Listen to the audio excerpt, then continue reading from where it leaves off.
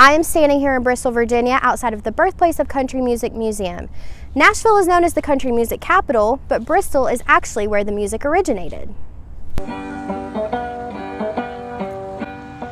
Bristol's birthplace of country music museum tells a story of a monumental time in country music history.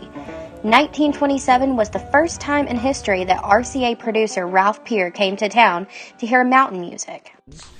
Marketing specialist Charlene Baker explains the impact Ralph had on its legacy. Nobody else was doing the hillbilly music in the recording industry. There were other country music recordings being made, but none of them had the impact of these recordings. None of them really pushed music into the mainstream. Over the course of 2 weeks, Peer recorded 76 songs by 19 different acts that later became known as the Bristol Sessions. Some of these legendary artists include the Carter Family, Jimmie Rodgers, and Ernest Stoneman.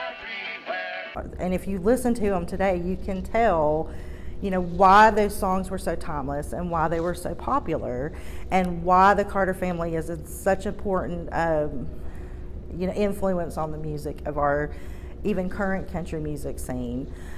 With the music's distinct Southern sound, museum historian Tony Doman explains how country came about. Most of the recording industry was looking for new types of music to record. They had already recorded opera, they'd already had some of the main types of music that came over from Europe.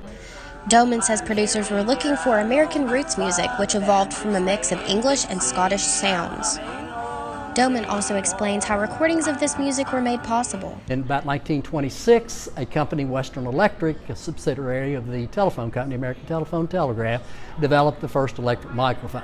Prior to the microphone, recordings were done in studios. Once the portable microphone was invented, like the one seen behind me, artists were able to go outside of the studio and record their songs. Baker explains that as the sound has evolved, the museum has provided education that can make a lasting impact on visitors. The museum is a really exciting, interactive experience. It's very modern. We have performances almost on a weekly basis in our performance theater. We have summer camps for kids because a big part of our mission is educating people on what happened here.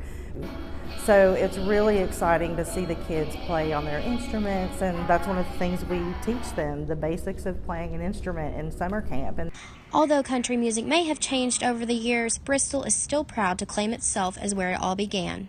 There's such a wealth of talent here, and most of us grew up in that culture of, sitting around the front porch and, listening to Papa and Mama listen to, playing their music. And, so that's very much a tradition we want to keep alive for our future generations, and so far, so good. The city of Bristol hopes to continue educating future generations on country music's legacy.